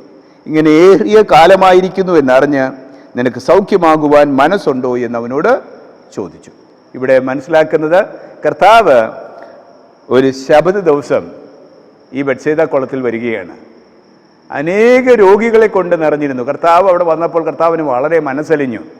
കാരണം ഇത്രമാത്രം വേദനയിലൂടെ കടന്നു പോകുന്ന ഒരു വലിയ ജനസമൂഹത്തെ കർത്താവ് കാണുകയാണ്, അല്ലേ? നിരാലംബരായി, ആരുമില്ലാത്തവരായി, വളരെയധികം കഷ്ടപ്പാടും വേദനയും അനുഭവിക്കുന്ന അനേക രോഗികൾ, അവിടെ പറയുന്നത് വ്യാധിക്കാർ അനേകരുണ്ടായിരുന്നു. കുരുടരുണ്ടായിരുന്നു, മുടന്തരുണ്ടായിരുന്നു, ക്ഷയരോഗികളുണ്ടായിരുന്നു, പലതരത്തിലുള്ള രോഗികൾ അവിടെ ഉണ്ടായിരുന്നു. യേശു അത് കണ്ട് വളരെയധികം മനസ്സലിഞ്ഞു. കർത്താവ് ഒരു വ്യക്തിയുടെ അടുക്കലേക്ക് മാത്രം പോകുന്നതായിട്ട് ഇവിടെ കാണുന്നു. 38 വർഷമായി രോഗം പിടിച്ചു കിടന്ന ഒരു മനുഷ്യൻ്റെ അടുക്കൽ കർത്താവ് പോകുന്നു. കർത്താവ് മനസ്സിലായി അവൻ ഏറിയ കാലമായി ഇവിടെ കിടക്കുകയാണ്. അതുകൊണ്ട് ആ മനുഷ്യനോട് കർത്താവ് ചോദിക്കുകയാണ്, നിനക്ക് സൗഖ്യമാകുവാൻ മനസ്സുണ്ടോ എന്നവനോട് ചോദിച്ചു. 7-ാം വാക്യം പറയുന്നത്, രോഗി അവനോട്, യജമാനനെ, വെള്ളം കലങ്ങുമ്പോൾ എന്നെ കുളത്തിലാക്കുവാൻ എനിക്കാരുമില്ല. ഞാൻ തന്നെ ചെല്ലുമ്പോൾ മറ്റൊരുത്തൻ എനിക്ക് മുമ്പായി ഇറങ്ങുന്നു എന്ന് ഉത്തരം പറഞ്ഞു. അപ്പോൾ അവൻ്റെ സാഹചര്യം അവിടെ പറയുകയാണ്. എന്താണ് അവൻ്റെ സാഹചര്യം? എനിക്ക് സൗഖ്യമാകുവാൻ മനസ്സുണ്ട്, പക്ഷേ ഈ കുളത്തിൽ വെള്ളം കലക്കുമ്പോൾ ആ കുളത്തിലാക്കുവാൻ എനിക്കാരുമില്ല. എന്നെ ചുമന്ന് ആ കുളത്തിലേക്ക് ആക്കുവാൻ എനിക്കാരും ഇല്ല. ഞാൻ തന്നെ ചെല്ലുമ്പോൾ മറ്റൊരുത്തൻ എനിക്ക് മുമ്പായി ഇറങ്ങുന്നു എന്ന് ഉത്തരം പറഞ്ഞു. യേശു അവനോട്, എഴുന്നേറ്റ് നിന്റെ കിടക്ക എടുത്ത് നടക്ക എന്ന് പറഞ്ഞു. ഉടനെ ആ മനുഷ്യൻ സൗഖ്യമായി കിടക്ക എടുത്ത് നടന്നു എന്നിവിടെ പറയുകയാണ്. യേശു അവനോട് പറയുകയാണ്, നീ കിടക്ക എടുത്ത് നടക്കാം. ഒരു കാര്യം പ്രത്യേകം ശ്രദ്ധിക്കുക, ഇത്ര വർഷക്കാലമായി കിടന്ന ആ മനുഷ്യൻ്റെ അവസ്ഥ സ്വയം ഒന്ന് ചിന്തിക്കുക. അല്ലേ, നമുക്കത് വിചിത്രമായി തോന്നിയുമാ അല്ലേ? ചിലപ്പോൾ ഒരു വിട്ടുമാറാത്ത ഒരു ശല്യമായി അവൻ അവിടെ മാറിയിരിക്കാം. ഒരുപക്ഷെ അവനൊരു കുടില് കെട്ടിയായിരിക്കും താമസിച്ചത്. ഇത്രയും കാലം അവിടുത്തെ വെയിലും മഴയും എല്ലാം ഏറ്റ് ഒരുപക്ഷെ അവനൊരു കുടില് കെട്ടിയായിരിക്കും അവിടെ കഴിഞ്ഞത് അല്ലേ? പക്ഷേ ആ ദൂതൻ ആ കുളം കലക്കുന്ന സമയത്ത് അവന് എടുത്ത് അവിടേക്കാക്കുവാൻ അവനാരും ഉണ്ടായിരുന്നില്ല. അതുകൊണ്ട് കർത്താവ് ഇത്രയും വർഷക്കാലം കിടക്കുന്ന ആ മനുഷ്യൻ്റെ മനസ്സിനെ മനസ്സിലാക്കിയിട്ട് കർത്താവ് ചോദിക്കുകയാണ്, നിനക്ക് സൗഖ്യമാകുവാൻ മനസ്സുണ്ടോ? അവൻ പറഞ്ഞു, എനിക്ക് മനസ്സുണ്ട്. യേശു പറയുകയാണ്, നിന്റെ കിടക്ക എടുത്ത് നടക്ക എന്ന് പറഞ്ഞു. ഉടനെ ആ മനുഷ്യൻ സൗഖ്യമായി കിടക്ക എടുത്ത് നടന്നു എന്നിവിടെ പറയുകയാണ്. ഒരു കാര്യം പ്രത്യേകം ശ്രദ്ധിക്കുക, യേശു അവിടെ ആത്മീയ പ്രസംഗം നടത്തിയില്ല അല്ലേ? നീണ്ട ഒരു പ്രസംഗം നടത്തിയില്ല. നീ വിശ്വസിക്കുകയാണെങ്കിൽ മാത്രമേ നിനക്ക് സൗഖ്യം തരൂ എന്ന് യേശു പറഞ്ഞില്ല. നീ സ്നാനപ്പെട്ടാൽ മാത്രമേ നിനക്ക് സൗഖ്യം തരൂ എന്ന് പറഞ്ഞില്ല. യേശു അവനിൽ മനസ്സലിഞ്ഞിട്ട് പറയുകയാണ്, നീ കിടക്കയെടുത്ത് നടക്കാൻ. എത്രമാത്രം സന്തോഷം നൽകുന്ന ഒരു അനുഭവമായിരുന്നു അല്ലേ? അവൻ്റെ കാലുകൾക്കെല്ലാം പെട്ടെന്ന് പുതുബലം ലഭിച്ചു. അവൻ യേശുവിൻ്റെ ആജ്ഞയെ അനുസരിച്ചു അല്ലേ? അവൻ വിശ്വാസത്തോടെ യേശുവിൻ്റെ ആജ്ഞയെ അനുസരിച്ചപ്പോൾ അവൻ്റെ കാലുകൾക്ക്, പേശികൾക്ക് ബലം പ്രാപിച്ചു. അവൻ നിവർന്നു നിന്നു, ആരോഗ്യവാനായി അവൻ നിവർന്നു നിന്ന് ഒരു സംശയവുമില്ലാതെ യേശു പറഞ്ഞതനുസരിച്ച് അവൻ നടന്നു എന്നിവിടെ പറയുകയാണ് അല്ലേ? ആ താഴോട്ട് വായിക്കുമ്പോൾ യോഹന്നാന്റെ സുവിശേഷം 5-ാം അധ്യായം 14-ാം വാക്യം വായിക്കുമ്പോൾ അവിടെ പറയുന്നത്, അനന്തരം യേശു അവനെ ദേവാലയത്തിൽ വെച്ച് കണ്ട് അവനോട്, നോക്കൂ, നിനക്ക് സൗഖ്യമായല്ലോ, അധികം തിന്മയായത് ഭവിക്കാതിരിപ്പാൻ ഇനി പാപം ചെയ്യരുത് എന്ന് പറഞ്ഞു. അപ്പം ഇവിടെ കാണുന്ന ഒരു വലിയ പ്രത്യേകത, യേശു അവനെ സൗഖ്യമാക്കി അല്ലേ? ശബത ദിവസം യേശു അവനെ സൗഖ്യമാക്കി. അവൻ എങ്ങോട്ടാ പോയത്? സ്തുതി സ്തോത്രവുമായി, യാഗവസ്തുവുമായി, നന്ദിയർപ്പണ ശുശ്രൂഷയുമായി അവൻ എവിടേക്ക് പോയി? ദേവാലയത്തിലേക്ക് പോയി. യേശു ദേവാലയത്തിൽ പോയപ്പോൾ ഈ സൗഖ്യമായ മനുഷ്യനെ കണ്ടു. എന്നിട്ട് അവനോട് പറയുകയാണ്, 14-ാം വാക്യത്തിൽ യേശു എന്താ അവനോട് പറഞ്ഞത്? അധികം തിന്മയായത് ഭവിക്കാതിരിപ്പാൻ ഇനി പാപം ചെയ്യരുത് എന്നിവിടെ പറഞ്ഞു അല്ലേ? ഇപ്പോൾ പലപ്പോഴും ചില കാലത്ത്, അന്നത്തെ കാലത്തൊരു വിശ്വാസമുണ്ടായിരുന്നു, രോഗവും പാപവും തമ്മിൽ എന്തെങ്കിലും ബന്ധമുണ്ടോ എന്ന് ചിലർക്ക് അന്നത്തെ കാലത്ത് വിശ്വാസമുണ്ടായിരുന്നു. പലപ്പോഴും ചില രോഗങ്ങൾ വരുവാനുള്ള അടിസ്ഥാന കാരണം പാപമാണ് എന്ന് നമുക്കറിയാം. ഇനി ചില രോഗങ്ങൾ വരുന്നത് പാപം കൊണ്ടല്ല എന്നും നമുക്കറിയാം. എങ്കിലും ആ വ്യക്തിയുടെ ജീവിതത്തിൽ വന്നതായ രോഗം പാപം കാരണമായിരുന്നു എന്ന് ഈ വചനത്തിലൂടെ നമുക്ക് മനസ്സിലാവും. അതുകൊണ്ടാണ് കർത്താവ് പറയുന്നത്, അധികം തിന്മയായത് ഭവിക്കാതിരിപ്പാൻ ഇനി എന്ത് ചെയ്യരുത്? പാപം ചെയ്യരുത്. ഇവിടെ ചൊവ്വാഴ്ചത്തെ പാഠത്തിൽ കർത്താവ് ചെയ്തതായ മൂന്നാമത്തെ അത്ഭുതമായ ബെഥസ്തയിലെ അത്ഭുതത്തെയാണ് ചൊവ്വാഴ്ചത്തെ പാഠം നമ്മെ പഠിപ്പിക്കുന്നത്.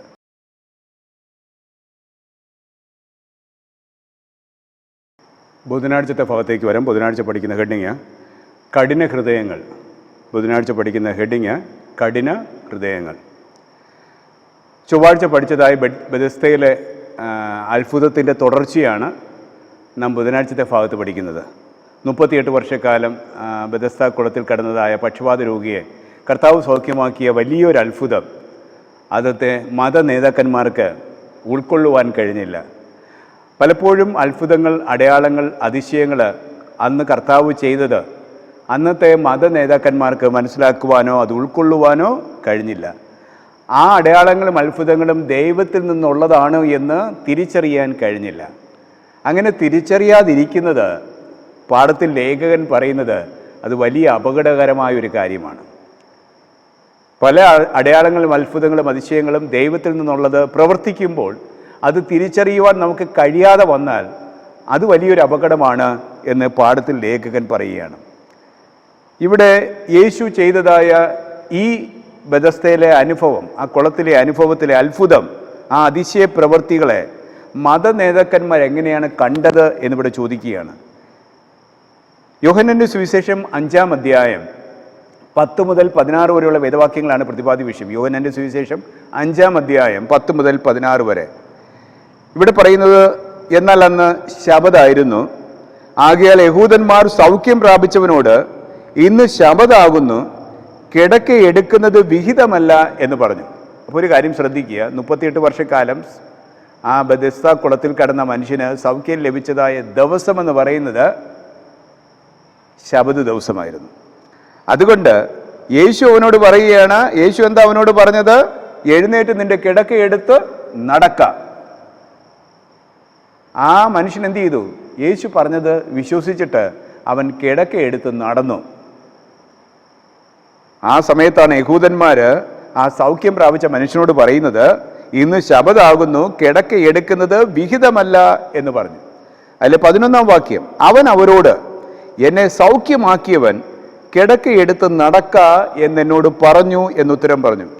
അല്ലേ? യഹൂദന്മാരോട് ആ മനുഷ്യൻ പറയുകയാണ്, എന്നെ സൗഖ്യമാക്കിയ ഒരു മനുഷ്യനുണ്ട്, അവൻ ആരെന്ന് എനിക്കറിയില്ല, പക്ഷെ ആ മനുഷ്യൻ പറഞ്ഞു, എന്നോട് പറയുകയാണ് കിടക്ക എടുത്ത് നടക്ക എന്നുത്തരം പറഞ്ഞു.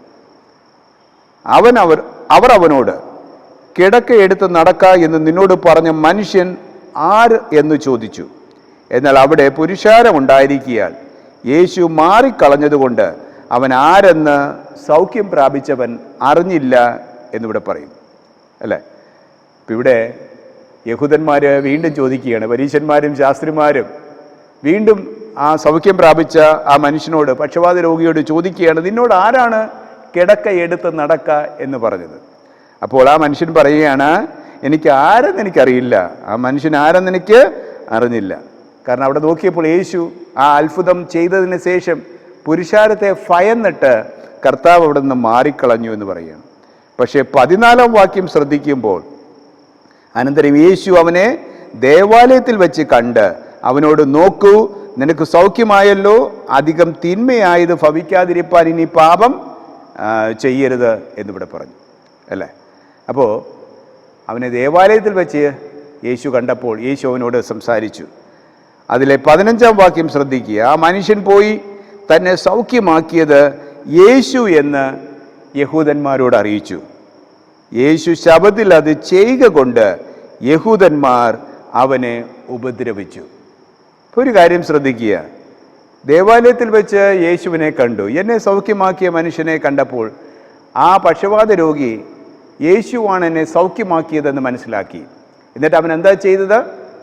ഈ മത നേതാക്കന്മാരോട് പറയുകയാണ്, എന്നെ സൗഖ്യമാക്കിയ മനുഷ്യൻ ആ മനുഷ്യനാണ്, യേശുവാണ് ആ മനുഷ്യൻ. അല്ലേ? അപ്പോൾ യേശുവാണ് അവനെ സൗഖ്യമാക്കിയതെന്ന് മനസ്സിലായപ്പോൾ യഹൂദന്മാരെന്താ ചെയ്തത്? 16-ാം വാക്യം പറയുന്നു, യേശു ശബത്തിൽ അത് ചെയ്യുക കൊണ്ട് യഹൂദന്മാർ അവനെ ഉപദ്രവിച്ചു എന്നിവിടെ പറയുകയാണ്. ഇതാണ് അവിടെ കഠിന ഹൃദയം. യഹൂദന്മാരുടെ കഠിന ഹൃദയം അതായിരുന്നു. അല്ലേ? യേശു അവിടെ ചെയ്ത അത്ഭുതത്തെ അവർക്ക് ഉൾക്കൊള്ളുവാൻ കഴിഞ്ഞില്ല. അല്ലേ? ശബദിനെ നിർമ്മിച്ചവനാണ് ആ കർത്താവെന്ന് അവർക്ക് ഉൾക്കൊള്ളുവാൻ കഴിഞ്ഞില്ല. അവിടെ ഹൃദയം അത്രമാത്രം കഠിനപ്പെട്ടിരുന്നു. അല്ലേ? ദൈവത്തെ സ്തുതിക്കുന്നതിന് പകരം ആ ആലയത്തിൽ വെച്ച് അവർ യേശുവിനെ ഉപദ്രവിച്ചു. അല്ലേ? ശബദ് ദിവസത്തിൽ യേശു ചെയ്ത അത്ഭുതത്തെ അവർക്ക് ഉൾക്കൊള്ളുവാൻ കഴിഞ്ഞില്ല. ആ പക്ഷപാത രോഗി പറഞ്ഞു, ഈ കർത്താവാണ്, ഈ യേശുവാണ് എന്നെ സൗഖ്യമാക്കിയത്. അത് മനസ്സിലാക്കിയപ്പോൾ ആ യഹൂദ നേതാക്കൾ എന്താ ചെയ്തത്? മത നേതാക്കന്മാർ എന്ത് ചെയ്തു? ആ ശബദ് ദിവസം തന്നെ യേശുവിനെ ഉപദ്രവിച്ചു, കൊല്ലുവാൻ അവിടെ പ്ലാൻ ചെയ്തു എന്നിവിടെ പറയുന്നു. അല്ലേ? എന്താണ് അതിൻ്റെ കാരണം? യേശു ശബദിൽ ആ മനുഷ്യന് സൗഖ്യം നൽകിയതാണ് അതിൻ്റെ അടിസ്ഥാന കാരണം. അപ്പം ഇവിടെ അവിടെ കഠിന ഹൃദയത്തെ പറയുകയാണ്. അല്ലേ? ഒരുപക്ഷെ നമുക്ക് തോന്നിയേക്കാം, യഹൂദന്മാർ ഇങ്ങനെ ചിന്തിച്ചു, 38 വർഷമായി അവൻ അവിടെ കിടക്കുകയാണ്. അല്ലേ? അവൻ 38 വർഷം കൊണ്ട് അവിടെ കിടന്നു, സൗഖ്യം ലഭിച്ചു, അന്നത്തെ ദിവസം തന്നെ കിടക്കയെടുത്ത് നടക്കേണ്ട കാര്യമില്ലായിരുന്നു എന്ന് യഹൂദന്മാർ ഒരുപക്ഷെ ചിന്തിച്ചേക്കാം. പക്ഷേ കർത്താവ് അതല്ല ചിന്തിക്കുന്നത്. അല്ലേ? കർത്താവ് അതല്ല ചിന്തിക്കുന്നത്. കർത്താവ് ആ മാനുഷിക നിയമങ്ങൾക്കും അപ്പുറം, ആ മാനുഷിക ചട്ടങ്ങൾക്കും അപ്പുറം ആഴമേറിയ ബൈബിൾ സത്യങ്ങളിലേക്കാണ് ആ മനുഷ്യനോട് പറഞ്ഞത്, നീ കിടക്കയെടുത്ത് നടക്കുക.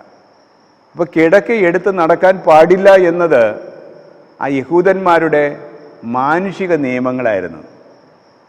യഹൂദന്മാരുടെ മാനുഷിക നിയമങ്ങളായിരുന്നു, മാനുഷിക ചട്ടങ്ങളായിരുന്നു. ശബദിൽ ഇന്നത് ചെയ്യാൻ പാടില്ല, ഇന്നത് ചെയ്യാൻ പാടില്ല. അല്ലേ? അങ്ങനെയുള്ള മാനുഷിക നിയമങ്ങളായിരുന്നു. ഈ മാനുഷിക നിയമങ്ങളൊക്കെ ദുർബലമാക്കുന്ന വിധത്തിലാണ് യേശു ആ മനുഷ്യനോട് പറഞ്ഞത്, നീ കിടക്കയെടുത്ത് നടക്കുക. അന്നത്തെ കാലത്ത് യഹൂദന്മാർ പലപ്പോഴും ദൈവകൽപ്പനയെ തെറ്റായി വ്യാഖ്യാനിച്ചിരുന്നു. അവർ ദൈവകൽപ്പനയെ ഒരു അടിമ നുകം പോലെ നാക്കി തീർത്തു. അല്ലേ?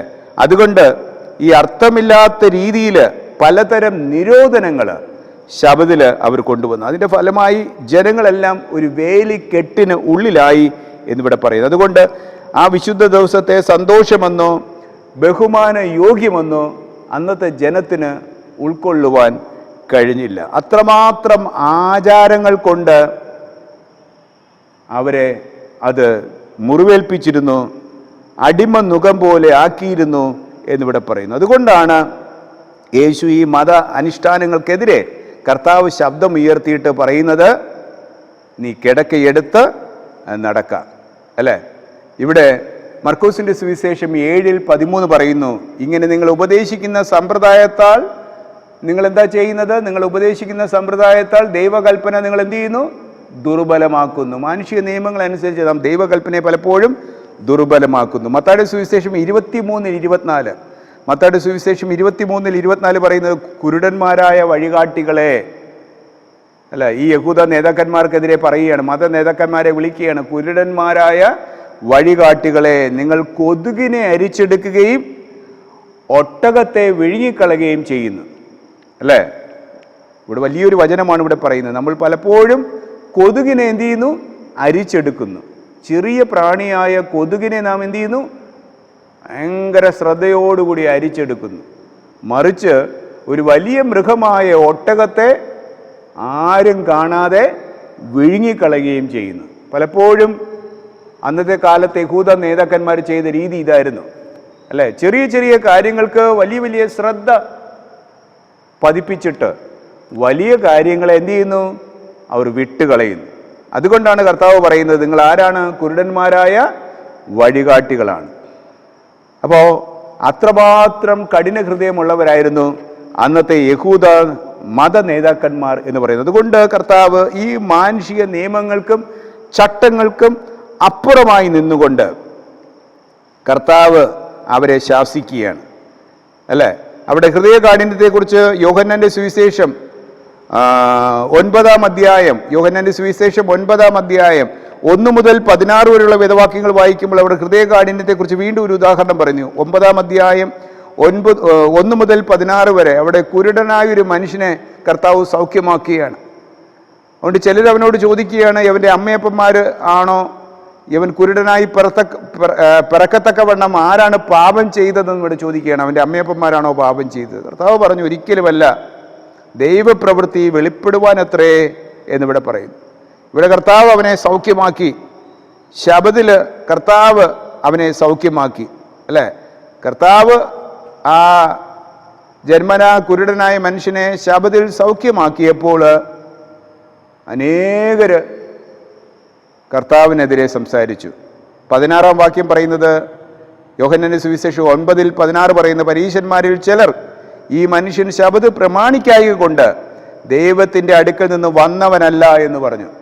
ഈ മനുഷ്യൻ ശബത്ത് പ്രമാണിക്കുക കൊണ്ട് ദൈവത്തിൻ്റെ അടുക്കൽ നിന്ന് വന്നവനല്ല എന്ന് പറഞ്ഞു. അത്രമാത്രം കഠിന ഹൃദയമുള്ളവരായിരുന്നു. വീണ്ടും മത്തായിയുടെ സുവിശേഷം 12-ാം അധ്യായം 9 മുതൽ 14 വരെയുള്ള വേദവാക്യങ്ങളിൽ ഒരു ശബത്ത് ദിവസം കൈ വരണ്ട ഒരു മനുഷ്യനെ കർത്താവ് സൗഖ്യമാക്കുകയാണ്, അല്ലേ? കൈ വരണ്ട ഒരു മനുഷ്യനെ കർത്താവ് സൗഖ്യമാക്കുകയാണ്. അപ്പോൾ കർത്താവ് അവനെ സൗഖ്യമാക്കുമോ എന്ന് പരീശന്മാർ നോക്കിക്കൊണ്ടേയിരുന്നു. അതുകൊണ്ട് കർത്താവ് പറയുകയാണ്, അവൻ അവരോട്, നിങ്ങളിൽ ഒരുത്തൻ ഒരു ആടുണ്ടെന്നിരിക്കട്ടെ, അത് ശബത്തിൽ കുഴിയിൽ വീണാൽ അവൻ അതിനെ പിടിച്ച് കയറ്റുകയില്ലയോ? എന്നാൽ മനുഷ്യൻ ആടിനേക്കാൾ എത്ര വിശേഷതയുള്ളവൻ. ആകയാൽ ശബത്തിൽ നന്മ ചെയ്യുന്നത് വിഹിതം തന്നെ എന്ന് പറഞ്ഞു. അപ്പോൾ അത്രമാത്രം കഠിന ഹൃദയം ഉള്ളവരായിരുന്നു യഹൂദ മത നേതാക്കന്മാർ. ശബത്തിന് അത്രത്തോളം പ്രാധാന്യം കൊടുത്തവരായിരുന്നു. അതെല്ലാം മാനുഷിക നിയമങ്ങളായിരുന്നു. ആ കഠിന ഹൃദയങ്ങൾ കാരണം കർത്താവ് ചെയ്ത അത്ഭുതങ്ങളെ അടയാളങ്ങളെ അവർക്ക് ഉൾക്കൊള്ളുവാൻ, ശബത്തിൽ ചെയ്ത അത്ഭുതങ്ങളെയും അടയാളങ്ങളെയും ഉൾക്കൊള്ളുവാൻ അവർക്ക് കഴിഞ്ഞില്ല. അത്രമാത്രം ഹൃദയ കാഠിന്യമുള്ളവരായിരുന്നു അന്നത്തെ മത നേതാക്കന്മാരെന്ന് ബുധനാഴ്ചത്തെ പാഠം നമ്മെ പഠിപ്പിക്കുന്നു.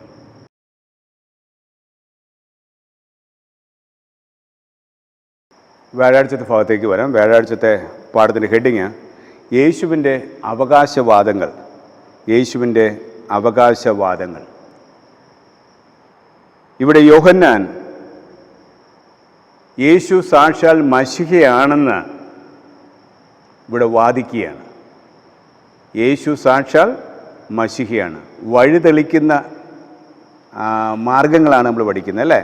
ഈ പാഠത്തിന് ഹെഡിങ് വഴി സൂചിപ്പിക്കുന്ന അടയാളങ്ങൾ. യേശു സാക്ഷാൽ മശിഹയാണെന്ന യാഥാർത്ഥ്യത്തിലേക്ക് സൂചിപ്പിക്കുന്ന അടയാളങ്ങൾ.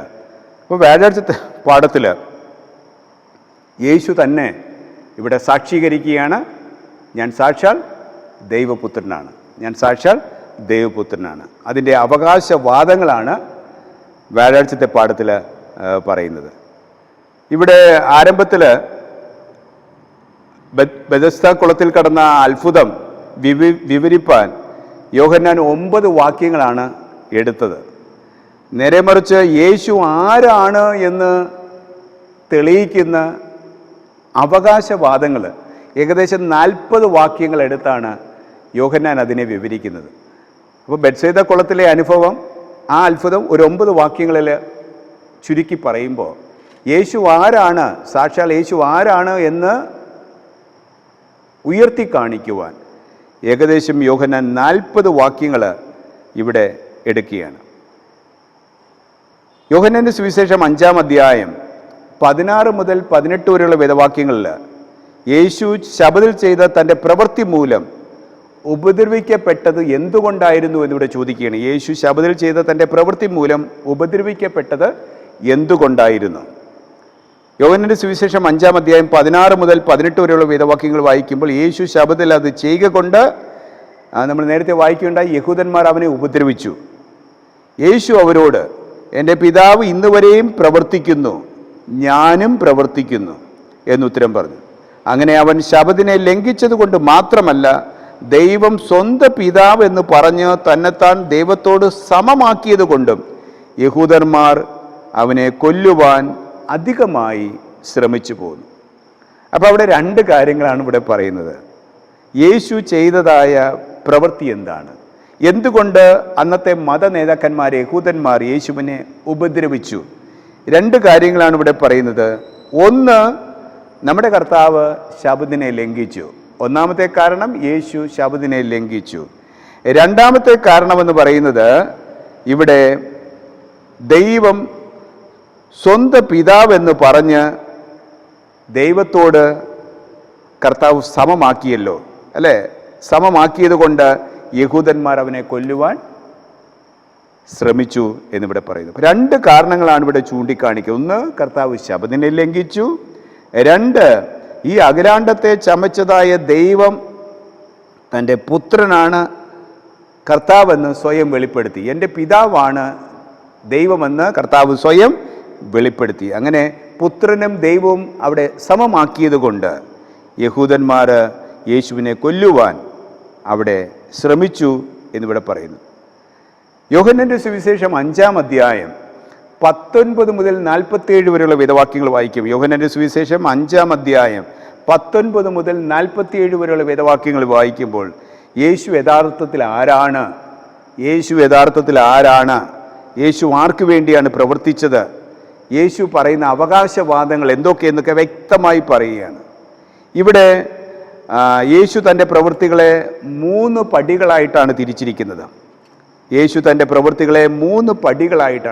അവകാശവാദങ്ങൾ 3 രീതിയിലാണ്.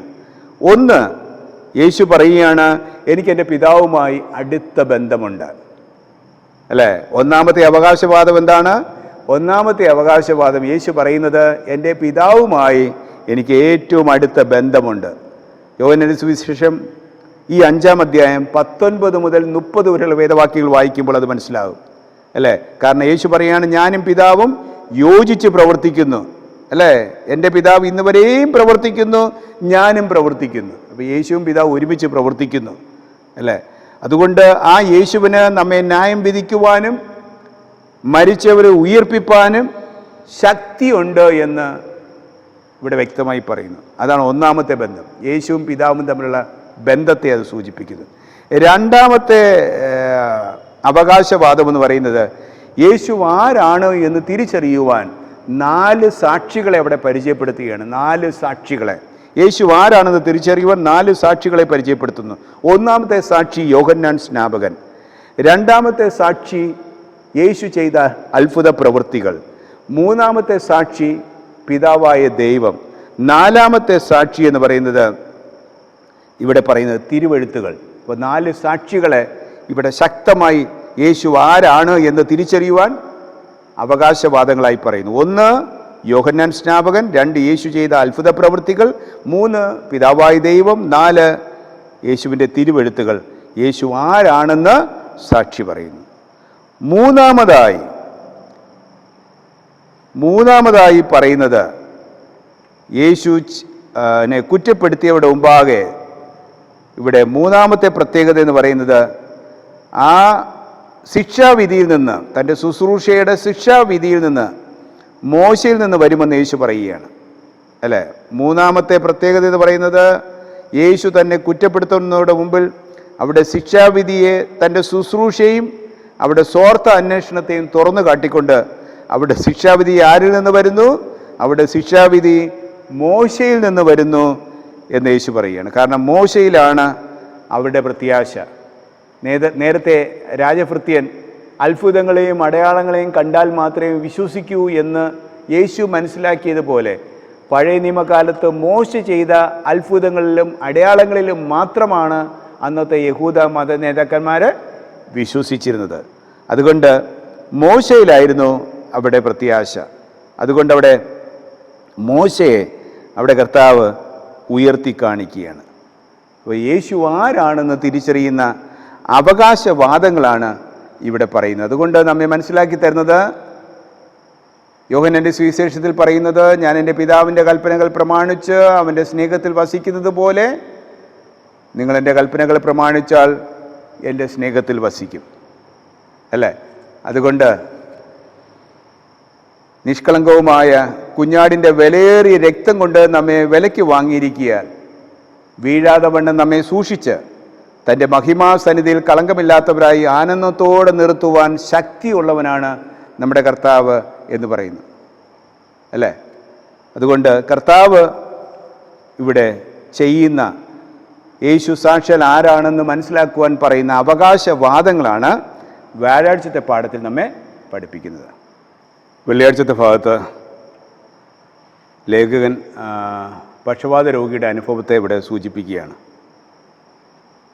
പക്ഷപാത രോഗിക്ക് ലഭിച്ചതായ അതേ സൗഖ്യം, 38 വർഷക്കാലം ബെഥസ്ദ കുളത്തിൽ കടന്ന പക്ഷപാത രോഗിക്ക് ലഭിച്ച അതേ സൗഖ്യം നമുക്കും കണ്ടെത്തുവാൻ കഴിയും എന്ന് ലേഖകൻ പറയുകയാണ്. കാരണം ലേഖകൻ പറയുന്നത് നമ്മുടെ ആത്മാക്കൾക്കും പക്ഷപാതം പിടിച്ചിരിക്കുകയാണ്. കാരണം നാമും ആ പക്ഷപാത രോഗിയെപ്പോലെ നടക്കാൻ കഴിയാത്ത ഒരവസ്ഥയിലാണ്. കാരണം പാപം മൂലം നാം പക്ഷപാത രോഗിയായി മാറിയിരിക്കുന്നു. അതുകൊണ്ട് നമുക്കൊരു വിശുദ്ധ ജീവിതം സ്വയം നയിക്കുവാൻ കഴിയുന്നതല്ല.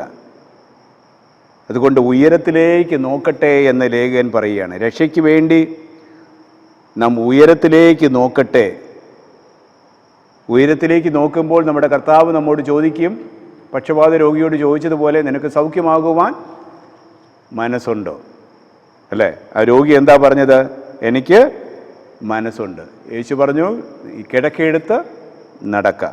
അപ്പോൾ നമ്മളും ഇപ്പോൾ പക്ഷപാത രോഗിയെപ്പോലെ നാമും പാപത്തിൻ്റെ ചങ്ങലയിൽ നാം ആണ്ട് വിശുദ്ധ ജീവിതം നയിക്കുവാൻ കഴിയാത്ത രീതിയിൽ നിസ്സഹായരായി നാം കഴിയുകയാണ്. യേശു നമ്മോടും ചോദിക്കുന്നു, നിനക്ക് സൗഖ്യമാകുവാൻ മനസ്സുണ്ടോ? അപ്പോൾ ഇന്നത്തെ പാഠം മുഴുവൻ യേശു ചെയ്ത അത്ഭുതങ്ങളെ, അതിശയങ്ങൾ, അടയാളങ്ങളെക്കുറിച്ചാണ് പഠിച്ചത്. ഇന്നത്തെ പാഠത്തിൽ 3 അടയാളങ്ങളാണ് പഠിച്ചത്. 1, കാനാവിലെ കല്യാണത്തിൽ പച്ചവെള്ളത്തെ വീഞ്ഞാക്കിയത്. 2, ഗലീലയിൽ തന്നെ കഫർന്നഹൂമിൽ നിന്ന് വന്ന രാജഭൃത്യൻ്റെ മകനെ സൗഖ്യമാക്കിയത്. 3, യെരുശലേമിലുള്ള ബെഥസ്ദ കുളത്തിൽ 38 വർഷക്കാലം കിടന്ന ആ പക്ഷപാത രോഗിയെ സൗഖ്യമാക്കിയത്. ഈ 3 അത്ഭുതങ്ങളും യേശു സാക്ഷാൽ മശിഹയാണെന്ന് സൂചിപ്പിക്കുന്ന ശക്തമായ അടയാളങ്ങളാണ് എന്ന് ഈ പാഠം നമ്മെ പഠിപ്പിക്കുന്നത്. അതുകൊണ്ട് യേശു ദൈവപുത്രനാണെന്ന് നിങ്ങൾ വിശ്വസിക്കേണ്ടതിനും വിശ്വസിച്ചിട്ട് അവിടുത്തെ നാമത്തിൽ നിങ്ങൾക്ക് നിത്യജീവൻ ഉണ്ടാകേണ്ടതിനുമാണ് യോഹന്നാൻ ഈ സുവിശേഷം നമുക്കായി എഴുതിയിരിക്കുന്നത്. ഈ മനോഹരമായ പാഠം പഠിക്കുവാൻ ദൈവം നമ്മെ സഹായിച്ചു, അല്ലേ? യേശു ആരാണ് എന്ന് മനസ്സിലാക്കുവാൻ ശക്തമായ അടയാളങ്ങൾ ഇന്നത്തെ പാഠത്തിൽ കർത്താവിൻ്റെ ദൂതനായ യോഹന്നാൻ നമുക്കായി നൽകിയിരിക്കുന്നു. ഇതൊക്കെ മനസ്സിലാക്കുവാൻ ദൈവം നമ്മെ സഹായിച്ചു. ഈഡൻ ടിവിക്കായി പ്രാർത്ഥിക്കുക, ഇതിൻ്റെ പിന്നെ പ്രവർത്തിക്കുന്ന മക്കൾക്കായി പ്രാർത്ഥിക്കുക. അനേകർക്ക് ഇത് സാക്ഷ്യവും വെളിച്ചമായി തീരട്ടെ എന്ന് ആത്മാർത്ഥമായി പ്രാർത്ഥിക്കുന്നു. ദൈവം നമ്മെ ഈ പാഠം ശ്രദ്ധിച്ച എല്ലാ ദൈവമക്കളെയും സ്നേഹത്തിൻ്റെ ഭാഷയിൽ നന്ദി അർപ്പിക്കുന്നു. ദൈവം നമ്മെ എല്ലാവരും ഒരുപോലെ അനുഗ്രഹിക്കുമാറാകട്ടെ. നമുക്ക് പ്രാർത്ഥിക്കാം. കാരുണ്യവാനായ സ്വർഗ്ഗത്തിലെ പിതാവേ, തിരുനാമത്തിനായി സ്തോത്രം. അനുഗ്രഹിക്കപ്പെട്ട നിമിഷങ്ങൾക്കായി പ്രാർത്ഥിക്കുന്നു. 2024 അവസാനത്തെ ക്വാർട്ടറിൽ ഒക്ടോബർ, നവംബർ, ഡിസംബർ ഈ 3 മാസക്കാലം ഒരു വലിയ മനോഹരമായ പാഠം, യോഹന്നാൻ്റെ സുവിശേഷം എന്ന വലിയ മനോഹരമായ പാഠം പഠിക്കുവാൻ സ്വർഗം ഞങ്ങൾക്ക് നൽകിയ ഭാഗ്യത്തിനായി സ്തോത്രം ചെയ്തു പിതാവേ. യേശു സാക്ഷാൽ മശിഹയാണെന്ന് തിരിച്ചറിയുന്ന അടയാളങ്ങൾ ഇന്നത്തെ പാഠത്തിൽ പഠിക്കുവാൻ ഞങ്ങളെ സഹായിച്ച കൃപകൾക്കായി സ്തോത്രം. യേശു ഞങ്ങളുടെ സാക്ഷാൽ മശിഹയാണെന്ന് മനസ്സിലാക്കി അതിൽ വിശ്വസിച്ച് നിത്യജീവൻ പ്രാപിപ്പാൻ ഞങ്ങളെ ഒരുക്കണമെന്ന് പ്രാർത്ഥിക്കുന്നു. പാഠം ശ്രദ്ധിച്ച മക്കൾക്കായി പ്രാർത്ഥിക്കുന്നു. ഹൃദയത്തിലെ ചിന്തകളും നിരൂപണങ്ങളൊക്കെയും സ്വർഗം അറിയുന്നു. അവിടെ വേദനകളും ഭാരങ്ങളൊക്കെയും സ്വർഗം അറിയുന്നു പിതാവേ. എല്ലാവരോടും മനസ്സറിയണമെന്ന് പ്രാർത്ഥിക്കുന്നു. ആവശ്യങ്ങളെ അറിഞ്ഞ അങ്ങ് സഹായിക്കണമേ. പ്രത്യേകിച്ച് വീടൻ മിനിസ്ട്രിക്കായി പ്രാർത്ഥിക്കുന്നു. എൻ്റെ പിന്നിൽ പ്രവർത്തിക്കുന്ന മക്കൾക്കായി പ്രാർത്ഥിക്കുന്നു. ഇത് അനേകർക്ക് സാക്ഷ്യമായി തീരുവാൻ സഹായിക്കണമേ. ഈ മനോഹരമായ പാഠങ്ങൾ പഠിച്ച് കർത്താവിലേക്ക് അടുക്കുവാൻ ഞങ്ങളെ സഹായിക്കണേ, ഒരുക്കണമെന്ന് യേശുവിൻ നാമത്തിൽ ചോദിക്കുന്നു. പ്രാർത്ഥന കേൾക്കണം പരിശുദ്ധനായ നല്ല പിതാവേ. ആമേൻ.